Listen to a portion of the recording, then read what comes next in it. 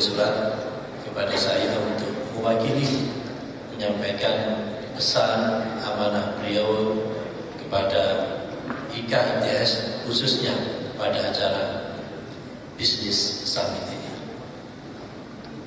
Ciri-cirinya begini, ciri-ciri kecintaan beliau itu. Kalau beliau itu diundang, Pak Presiden diundang, dan memang kepingin sekali hadir, tetapi tidak bisa hadir, itu pasti diwakilkan.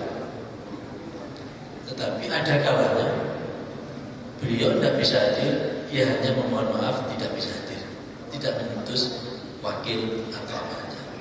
Nah, beliau ini menurut kacamata yang saya pakai dan seringnya interaksi dengan beliau, kecintaan terhadap ITS luar biasa.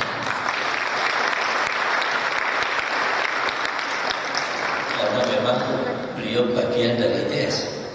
Beliau adalah anggota kehormatan IKITS.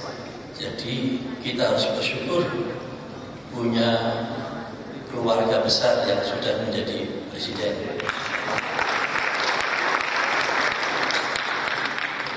Ibu-ibu dan bapak sekalian yang saya muliakan, oleh itu kami sampaikan salam hormat sekaligus juga permohonan maaf karena tidak bisa hadir di tengah-tengah. Masyarakat Jepang yang sekarang maju itu sudah masuk pada aging society.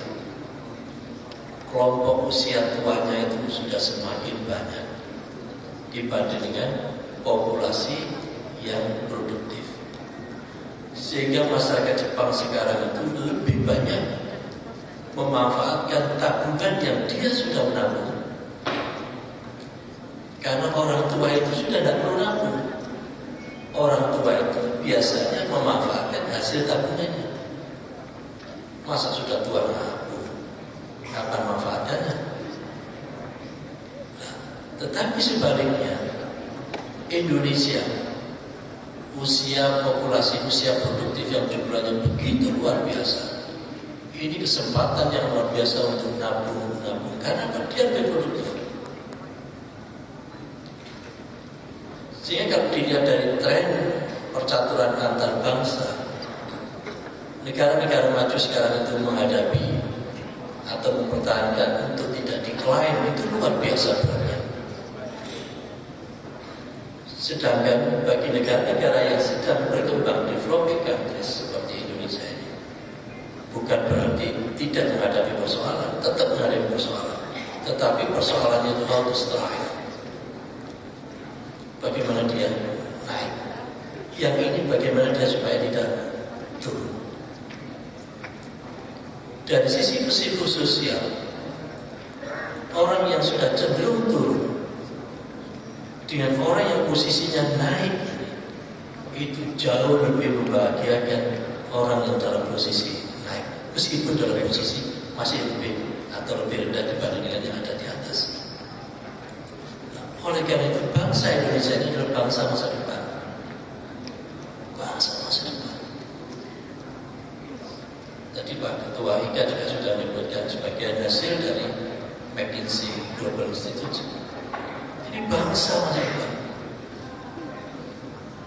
Ya Eropa yang ada di Kamboja, maaf yang ada di Laos, itu juga menyampaikan itu. Jadi negara-negara Eropa, dunia itu sangat berharap keselamatan dalam petik ekonomi itu Asia. Asia itu bisa kita kelompokkan ada the Greater China, China, Hong Kong dan saudara-saudaranya. Ada Greater India, India, Pakistan, Bangladesh dan saudara-saudaranya. Dan ada, jangan dilupakan, ada Greater Indonesia.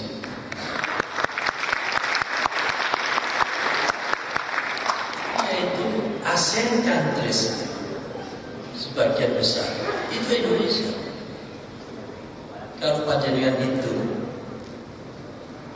ada Malaysia, Thailand, Filipina, Singapura dan seterusnya, Brunei, total general saja Indonesia.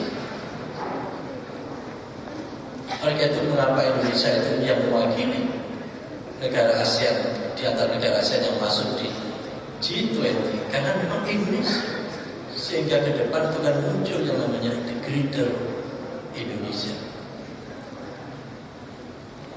Potensi itu, opportunity itu, modal itu ada. Sebagai seseorang yang tidak semua orang bisa lulus dari ITS, ya. Tidak semua orang bisa lulus ITS. Jangankan lulus, masuk ITS saja tidak semua orang bisa masuk ITS. Jangankan masuk ITS, masuk perguruan tinggi negeri aja tidak semua orang. Jangankan masuk perguruan tinggi negeri, masuk perguruan tinggi saja tidak semua orang. Hanya 26% dari sisi populasi Indonesia yang usia 19 sampai 23 tahun yang bisa masuk perguruan tinggi. Dari situ diperos lagi yang masuk perguruan tinggi negeri itu tidak sampai segitu. Dari perguruan tinggi negeri diperos lagi ITS. Dari ITS diperos lagi dan semuanya lulus. Dan alhamdulillah kita semua ini lulus. Masih pernah diskors, masih pernah diperpanjang semesternya, dispensasi, IP juga pernah 1 koma. Tapi finally we are the ITS alumni. Jadi luar biasa.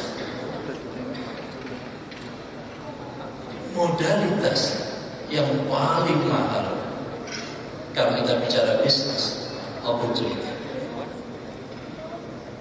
Opportunity. Di antara modal yang kita miliki, yang harus kita miliki, itu kalau dihitung-hitung yang paling mahal adalah opportunity.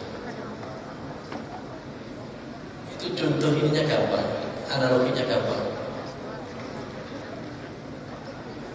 Kalau sekarang ini meskipun kita sudah pendapatan sudah naik secara pribadi, dulu miskin, sekarang sudah kaya. Tetapi karena tidak punya opportunity untuk menikmati makanan juga, karena sudah penyakitnya sudah banyak dan sebagainya, sehingga opportunity itu mahal sekali. Nah sekarang ini adalah kesempatan bagi ITS, kesempatan bagi bangsa Indonesia untuk menjadi the greater Indonesia itu.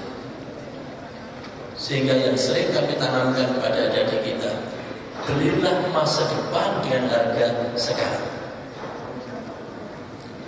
Kita beli masa depan itu, harga masa depan itu dengan harga sekarang. Kalau kita bisa membeli harga masa depan dengan harga sekarang, itu sukses insya Allah. Tamsilnya sederhana.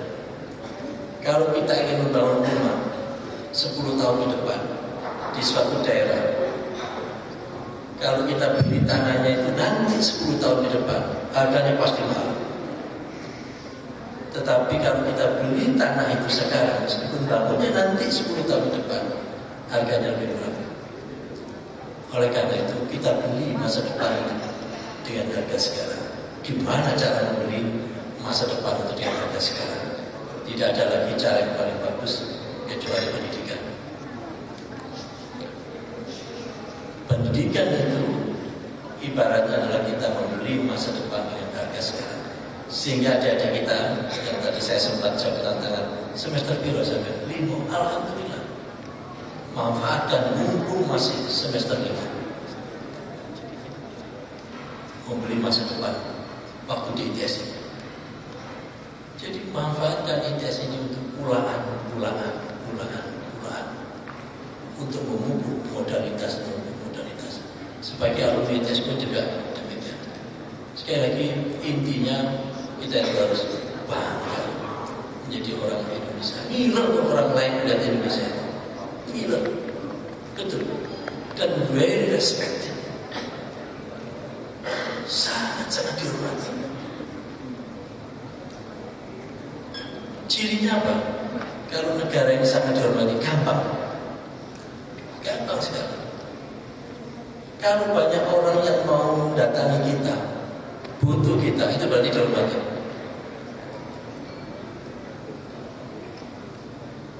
Entah itu di level presiden, kalau presiden berkunjung ke ada suatu konferensi atau ada pertemuan internasional yang meminta bilateral, banyak ngantri, kepingin ketemu.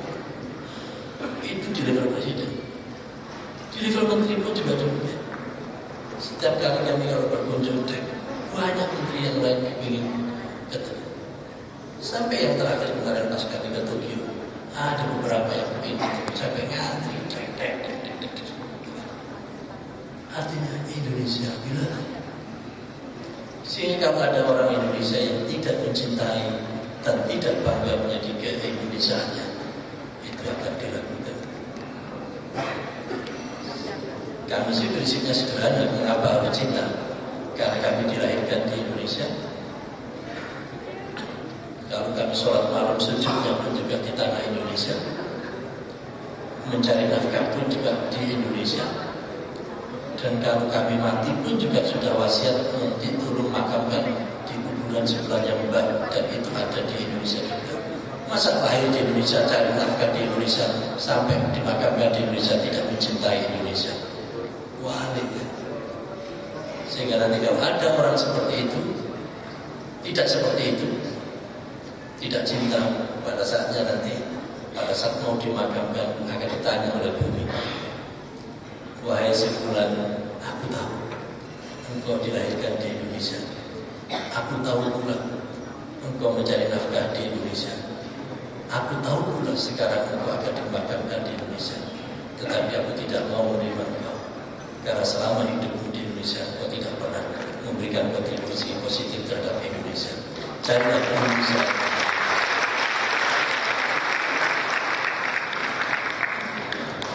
Jadi yang ini yang harus kita dorong kita. Untuk itu, sekarang saya masuk di materi ini.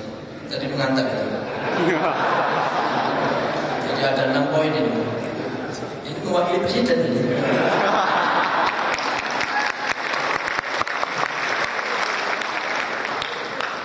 Maka pertanyaan pertama, sifat kebutuhan dasar terhadap sampean sendiri itu sudah terpenuhi belum?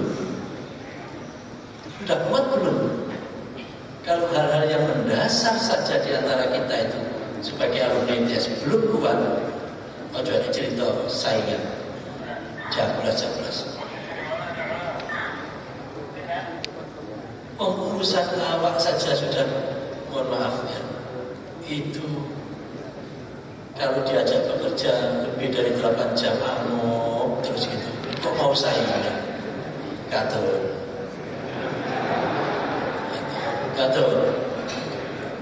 Kalau mau saingan ya harus bisa bekerja at least 14 jam. At least. Itu paling tidak 14 jam. Kalau bekerja saja, taruhlah masuk kantor jam 8 atau jam 9, pulang sore jam 5, jam 6 sudah. Tidak usah cerita saingan. Tidak usah cerita. Ketahuan.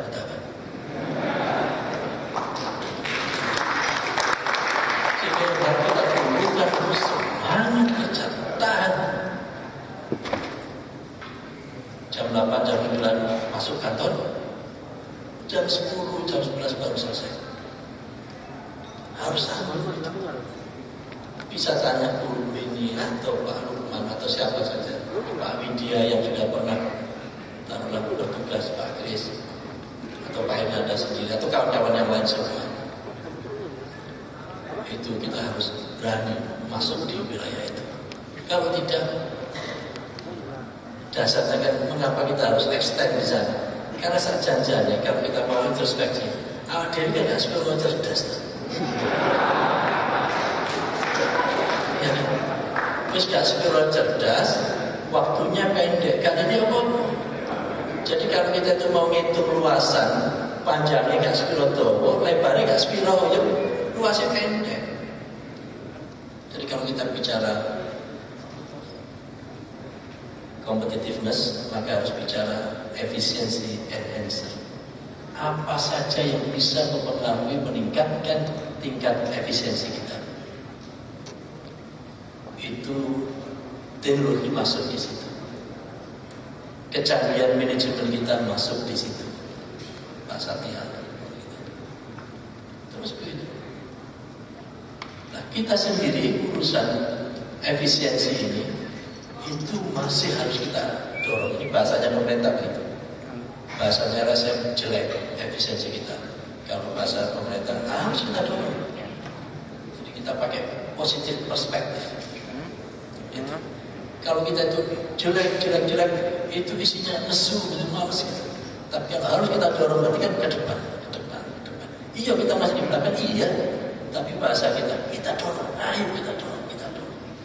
Tapi kalau kita bilang jelek, secara psiko kita kena beban. Kita harus kita pakai bahasa positif perspektif. Yang ketiga, yang mempengaruhi desa itu adalah innovations and sophistications factor. Inovasi. Itu kalau tiga itu bisa kita beresin, baik dalam skala pribadi, skala organisasi, maupun skala bangsa, desa kita insya Allah naik. Disitulah mengapa kurikulum pendidikan kita rombak sekarang. Karena kita ingin memasukkan faktor inovasi di situ. Inovasi itu tidak bisa muncul ujuk-ujuk.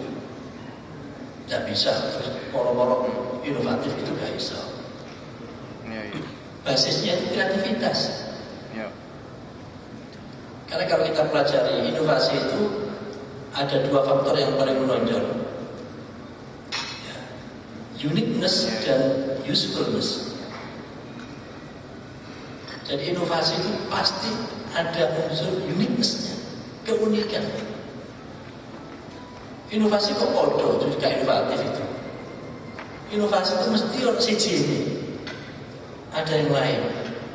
Nah, untuk bisa uniqueness itu, ada kekhususan itu, keunikan itu. Disitulah faktor kreativitas. Kreativitas kok podo gak kreatif itu. Mesti siji gitu. Tapi muaranya harus ada usefulness-nya, harus ada manfaat. Kita tidak ingin hanya kreatif, tetapi tidak ada manfaatnya. Tidak, tetap unsur usefulness-nya menjadi kata kunci. Nah, creativity itu, kalau sampai panjenengan pelajari hasil research dari Harvard University tahun 2011 yang terakhir, itu 2/3 kreativitas itu bisa diperoleh melalui pendidikan. 2/3. Sepertiganya genetik, bawaan. Tetapi intelijensia itu 1/3 baru yang bisa diperoleh melalui pendidikan. 2/3-nya adalah genetik, kebalikannya. Disitulah mengapa kurikulum kita rombak sekarang ini. Kita rombak, mudah-mudahan 2013 nanti sudah bisa kita terapkan. Karena kita ingin mengedepankan kreativitas itu. Karena tantangan ke depan itu yang urusan teknologi, inovasi itu. Kalau nggak kreatif sudah berat. Meskipun untuk melakukan perombakan itu tidak mudah. Karena apa? Karena gerbongnya masif betul. Bukan mengurusi seperti Singapura sak kecamatan. Jadi kalau kita ke Singapura atau Menteri Pendidikan Singapura cerita tentang kemajuan, itu kecamatan. Ya, kita urusi ini, bayangkan muridnya saja, muridnya ini, yang SD SMA 52 juta, gurunya saja 2,9 juta. Itu. Jadi yang menarik, yang menjadi tantangan masifnya itu yang menarik, dan disparitasnya menarik. Mulai dari yang pakai dasi sampai gadis sandal. Itu yang menarik. Yang menjadi tantangan kita. Dan itu kekayaan Indonesia. Sehingga kalau kita berbicara di dunia, di level-level di UNESCO atau di apa, kita bisa berbicara mulai dari seperti Afrika sampai seperti Eropa. We have. Si mulai belajar gawe kelambi, si mulai belajar sikat gigi, sampai si parfum Rexona atau apa. Kalau Rexona sih sudah kelasnya. Aku oil. Kalau sudah sakit-sakitan. Jadi mereka itu kreativitas yang harus kita dorong. Dan ini kita rombak sampai ke perguruan tinggi. Kita rombak. Oleh karena itu pendekatan yang kita lakukan itu setiap tema itu selalu anak-anak kita ajak untuk observing. Mulai dari melihat, membaca, mendengar, pokoknya harus diperkuat observasi. Kemampuan observasi. Yang kedua, kita perkuat kemampuan untuk questioning, bertanya, takut. Karena untuk kemampuan untuk bertanya itu tidak mudah. Memang ada level-level pertanyaan. Kalau pertanyaan yang dasar kan, apa itu Pak? Tapi kalau sudah mengapa dan memberikan reasoning dan seterusnya, itu berarti kemampuan bertanya yang lebih tinggi lagi. Kita latih. Kita latih. Bang Kori itu sudah beberapa lama beliau punya urusan pendidikan, selalu menekankan tentang observing, bertanya dan seterusnya. Dan tidak hanya itu, tapi mereka harus kita ajarkan untuk mengasosiasikan. Dan yang terakhir, dia harus bisa mempresentasikan. Kelemahan kita adalah kelemahan antara di kemampuan mempresentasikan. Baik presentasi yang sifatnya oral, tulisan, ataupun dalam bentuk yang lain. Bagi kawan-kawan di ITS, termasuk Ika, pertemuan seperti ini sangat bagus. Saya melihatnya ini adalah salah satu di antara, satu fase di antara 3 fase atau 4 fase yang harus kita lakukan. Jadi ini, itu satu fase di antara 4 fase yang harus kita lakukan. Kalau ITS atau ITS Community atau ITS Society ingin maju, ada 4 fase. Fase yang pertama adalah fase connectivity. Kita itu harus nyambung di antara kita. Silaturahmi kita itu harus nyambung. Tetapi itu saja belum cukup. Oleh karena itu diperlukan fase yang kedua, yaitu fase transaksi. Nyambungnya di antara kita, itu harus ada transaksinya. Artinya apa? Memberikan sesuatu, ada hasilnya. Bukan sekedar dia apa kabar sampean, alhamdulillah sampean ya api. Titik. Situ. Tidak.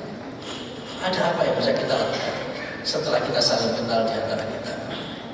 Entah mulai dari bisnis yang sifatnya material atau bisnis yang sifatnya untuk memperteguh kita sendiri, atau bisnis sosial, bisnis apa aja, yang jelas harus ada transaksi. Itu fase kedua. Itu saja juga belum cukup. Ada fase ketiga yang kita lakukan adalah kita bangun kolaborasi. Community ITS atau ITS Society atau alumni ITS bukan satu-satunya yang ada di negeri ini. Yang lain harus mati, enggak. Ada community, ada society yang lain. Oleh itu kita harus membangun kolaborasi. Atau dalam skala ITS, alumni sipil ya harus kolaborasi dengan alumni mesin, dengan alumni arsitek, dengan alumni MIPA, dengan alumni elektro, dengan alumni kapal, demikian dan seterusnya. Lebih besar lagi ITS dengan yang lain. Itu saja juga belum cukup. Yang kita harapkan itu adalah fase keempat, yaitu kita mampu melakukan transformasi, perubahan yang sangat mendasar. Apa yang sudah dilakukan oleh Pak Kris dan kawan-kawan, meskipun contoh itu contoh kecil, tetapi bisa dipakai sebagai bagian dari bagaimana kita mentransform satu masyarakat, yaitu dengan BPR. Jadi kita mengelompokkan 10-20 orang, kumpulkan 10 juta, 50 juta, terus memberikan pinjaman pada kelompok real yang berapa orang itu butuhnya kan ratusan juta. Pedagang bakso, pedagang keliling, butuhnya mungkin 5-10 juta. Tapi dengan di situ dia bisa menggulir terus. Kalau IKITS dan itu cabangnya ada di mana-mana, setiap kelompok itu punya usaha real yang langsung bersentuhan dengan masyarakat bawah, maka ini nanti akan menjadi proses transformasi sosial yang luar biasa. Apalagi kalau ini terus menjadi kekuatan yang sifatnya nasional. Itu opportunity, itu kesempatan, dan itu bisa kita lakukan. Oleh karena itu, dan bapak sekalian, yang terakhir, yaitu yang terkait dengan harapan saya, yang saya tangkap dari beliau terhadap ITS dan terhadap IKITS. Satu, tadi sudah disampaikan Pak Rektor, ITS itu sebagai angkor, pilar perguruan tinggi yang bergerak di bidang sains dan teknologi. Perkuat terus dan membutuhkan kerja keras yang luar biasa, karena urusan iptek itu tidak akan pernah berhenti, terus berkembang. Yang kedua, ITS bukan hanya untuk ITS, tadi sudah disampaikan, tapi kita berbicara ITS untuk bangsa dan ITS untuk dunia. Maka orientasi kita itu tidak hanya orientasi inward looking, memang penting inward looking, tetapi kita harus sudah memulai outward looking.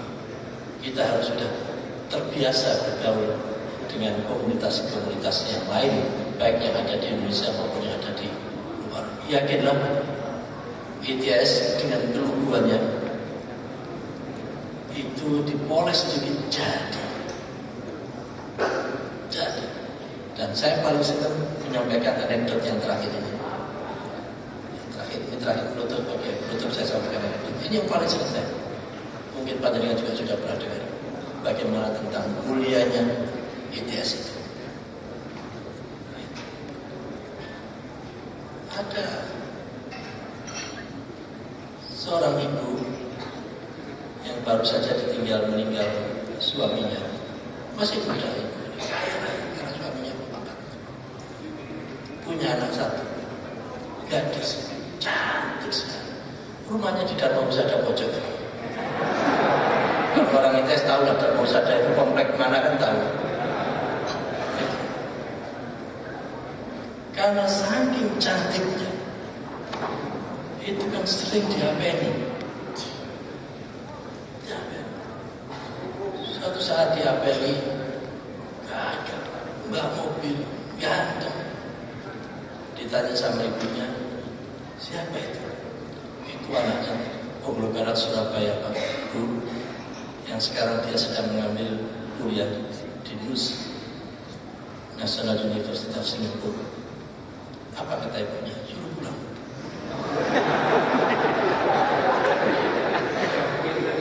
Suruh pulang.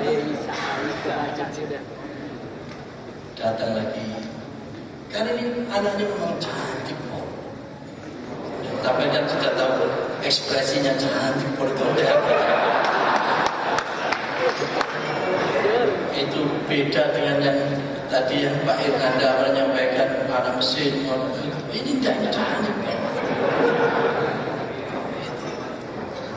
Datang lagi, tanya lagi, siapa itu? Gagal betul itu. Itu anaknya tokoh juga yang kaya raya, rumahnya tidak jauh dari Darmosada yang pojok sini, ada di ya kira-kira 4 gang sebelah sana. Kuliah di mana? Dia sekarang sedang ngambil kuliah, meskipun short course, tapi short course di Harvard University. Kata ibunya, suruh pulang. Tapi aku keluar. Datang dengan lugunya, dengan penuh kesederhanaannya, ya, meskipun hanya bawa sepeda motor. Datang, tanya soal foto hari, kok lucu gitu.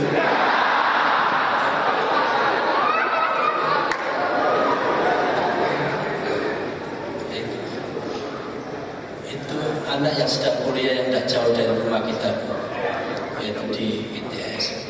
Jurusan apa? Ibu tidak usah tanya jurusan. Ini jelas anak ITS. Bener tak ITS?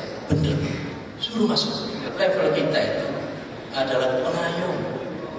Mereka itu bukan seperti anak lagi. Bukan. Levelnya itu pasangannya dengan ibu. Itu sebagai bapak gitu. Akhirnya kita tetap tidak dapat anak yang cantik tadi. Tetapi kan faham kita, tidak apa-apa. Atau juga kita yang memiliki itu. Anak tadi meskipun bukan istri kita, tapi kan juga milik kita. Dan kita bisa ngayomi terhadap anak itu. Jadi kita lebih banyak memberi. Oleh karena itu ada pertanyaan falsafatnya, lebih tinggi mana derajatnya mencintai dan dicintai?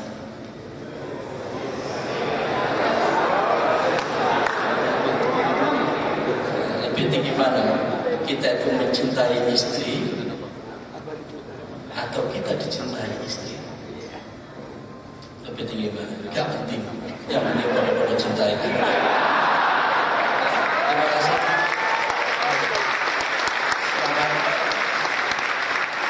Selamat. Dan bagi kalau ada alumni-alumni yang hadir dari perguruan tinggi lain, ya inilah komunitas ITS, ya, santai seperti ini. Sekali lagi mohon maaf dan atas nama beliau Pak Presiden kami sampaikan selamat dan dengan resmi saya buka.